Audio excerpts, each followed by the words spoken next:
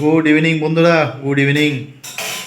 তো দেখতে পাচ্ছেন আমাদের ফুডুনাগি ফ্যান্সের এই যেদিকে তাকাও, কী নিয়ে বসেছো? তাল। বুঝতে পারছেন, তাল। তাহলে এই যে রেসিপিটা, তালের বড়া, তাল ফুলুরি।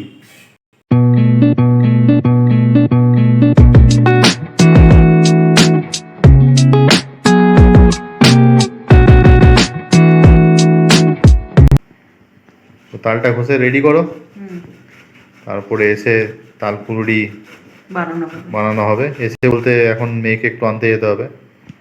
তালের ফুলুরি হবে, তার জন্য তাল ঘষে রেডি। এখানে ময়দা, এখানে নারকোল কুড়িয়ে রাখা আছে, কৌটো অল্প একটু চিনি আর একটা সাদা তেল। এবার প্রসেসটা দেখানো হচ্ছে। বলো, মুখে বলো। ময়দা দিয়ে দেবো পরিমাণ মতো, অল্প অল্প করে দেবো, একবারে দেবো না। আচ্ছা, এই পরিমাণটা বুঝবে কি করে, মানে কতটা? মাখলে পরে বোঝা যাবে। টাইট করে মাখতে হবে না, এই যে দেখো, বেশি ময়দা হয়ে গেলে পরে আবার শক্ত হয়ে যাবে। আচ্ছা, মাখাটা মানে বেশি শক্ত হবে না, বেশি নরমও হবে না।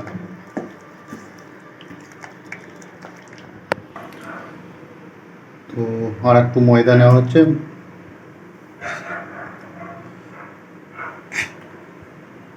মিষ্টিও পরিমাণ মতোই।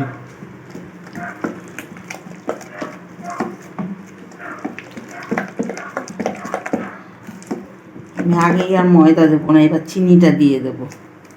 আচ্ছা, ময়দা যতটুকু দেওয়া হয়ে গেছে, এবার চিনি দেওয়া হচ্ছে।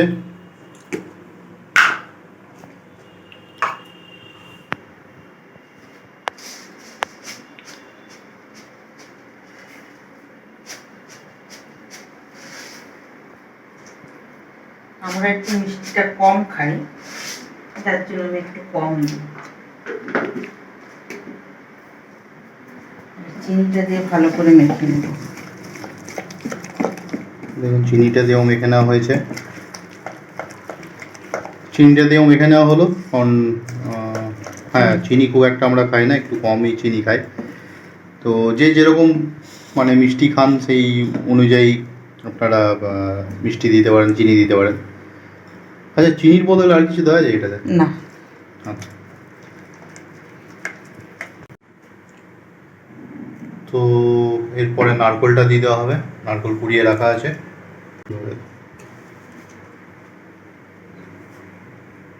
নারকোলটা ওর একা দিতে অসুবিধা হচ্ছে, ওই জন্য আমি একটু ধরে নিচ্ছি।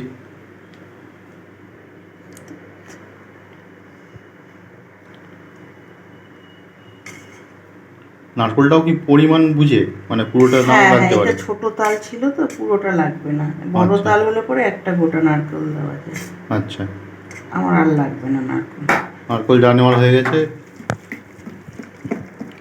আচ্ছা, তো ছোট তালের জন্য তো নারকেলও যতটা করা হয়েছিল অতটা লাগেনি, তো ব্যাপারটা এরকমই।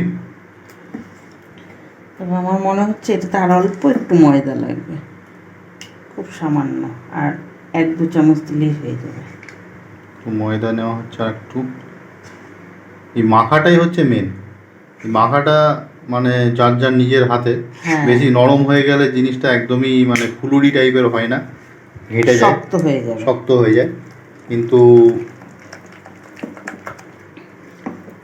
এই মাখাটার উপরে অনেক কিছু ডিপেন্ড করছে, মানে ফুলুরিটা কীরকম হবে, সেই পুরো ব্যাপারটাই মাখাটার উপরেই ডিপেন্ড করছে।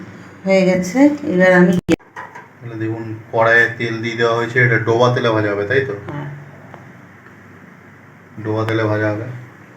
যাই হোক, তো কড়াইয়ে দেখুন তেল দিয়ে দেওয়া হয়েছে, তেল গরম হচ্ছে। এখানে আমাদের ফুলুরির জন্য একদম মেখে রেডি। একটু নারকোল দেওয়া হচ্ছে বোধহয়, নাকি? তুমি তো বললে আরেকটু। হ্যাঁ, একটু নারকোল দিলে বেশ জিনিসটা ভালো লাগে।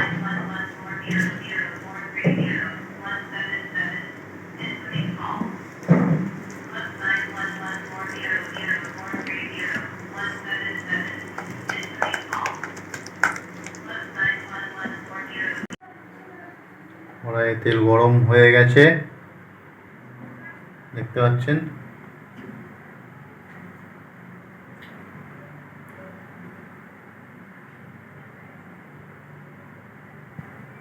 দেখুন খালি জিনিসটা, তেল গরম হলে কীরকম লাগে ভিতরে, অদ্ভুত।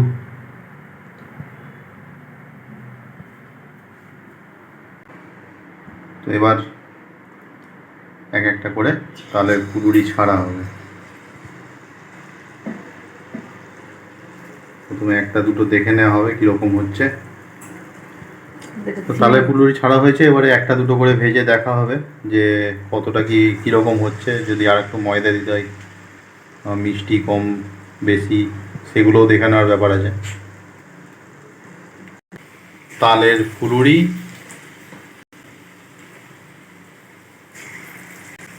এরপরের প্রসেস তো সবাই জানেন, ভালো করে উল্টে পাল্টে ভেজে নিয়ে ফুলুরির ফুলকো মতো হবে, তুলে নেবেন গরম গরম আর টপাটপ খেয়ে নেবেন।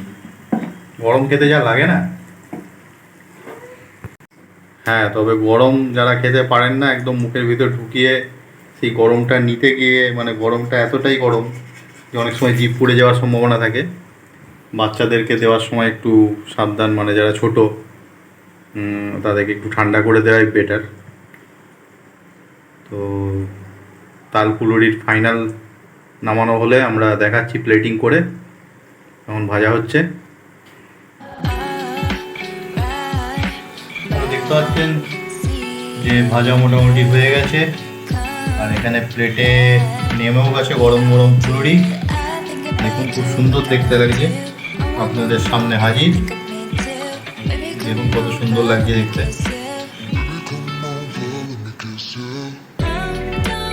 আশা করি আপনারা বাড়িতে প্রত্যেকেই ফুলুরি অনেকে বানান, তো আমরাও বানিয়েছি, আপনাদের সঙ্গে শেয়ার করলাম।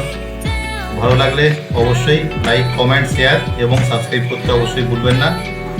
এবং সাবস্ক্রাইব করার পরে পাশের যে বেল আইকনটা ওটা প্রেস করে দেবেন, তাতে করে আমাদের নতুন নতুন ভিডিও আপনাদের সামনে চলে আসবে। তাহলে বন্ধুরা, তো তালের ফুলুরি রেসিপি শেয়ার করেছি, এখন খাচ্ছি, উদরস্থ করছি। দেখতে পাচ্ছেন, এই দেখুন তালের ফুলুরি। তো এটা এখন উদরস্থ করছি। দারুণ হয়েছে, খুব সুন্দর ফ্রাই হয়েছে, খুব সুন্দর ফুলেছে, এবং মিষ্টি খুব কম হলেও একদম পারফেক্ট, কম মিষ্টি একদম মনে হচ্ছে না। বাড়িতে বানান, এভাবে খান, আপনাদেরও আশা করি ভালো লাগবে। Thank you, thank you, thank you.